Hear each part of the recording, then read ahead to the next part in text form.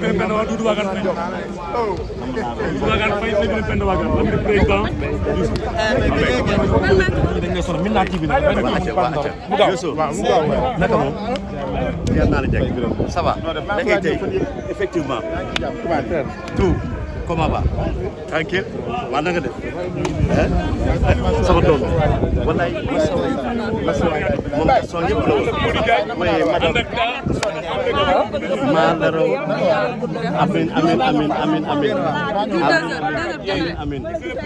wallaay dëgg la jërëjëf Mbaye RFI maa ngi nii ça va bien aha waaw jeex naa leen waaw oui mais dëgg la wax dëgg yàlla de ñëw bii ñu ñëw buñ sañoon mu nekk ñëw bànneex waaye yàlla moom lu mu décidé rek bànneex ndax nag moom moo ñu sàkk moo ñu moom mooy indi saa yu ko neexee mooy jël saa yu ko neexee loolu yàlla rek ku ma ci Gaston nag amoon na lu ñu seet lu bari moom mooy li Youssou wax am na Bercy boo xam ne lépp Youssou ci loxo Gaston la ko teg waaw ci loxo Gaston la ko teg ba ñu yeggee joxe chambre yeeg yenn pédio ne ko lii sa loxo lañ koy teg yaa koy te lu weesu loolu mu am na kóllëre gu mag boo xam ni amoon na ko tamit ak sunu waajur Alaaji Weeseng Faye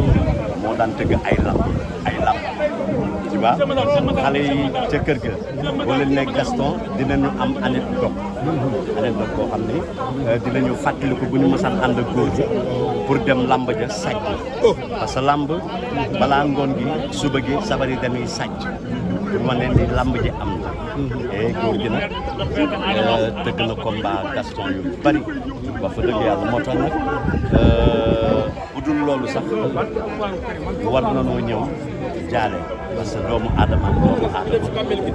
mën nga jaale koo xamul parce que ay doomu aadama et ñu koy ñaan ci àdduna ñu fi nekk yàlla na ko rëccu waaw fële mu jëm yàlla na ko gën suñu borom xaree ko àjjana ci àjjana yi Firdawsi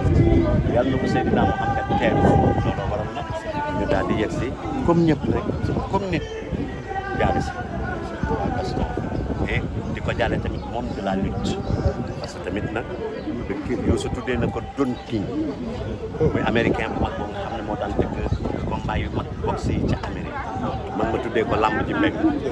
tu vois donc perte bu mag la ci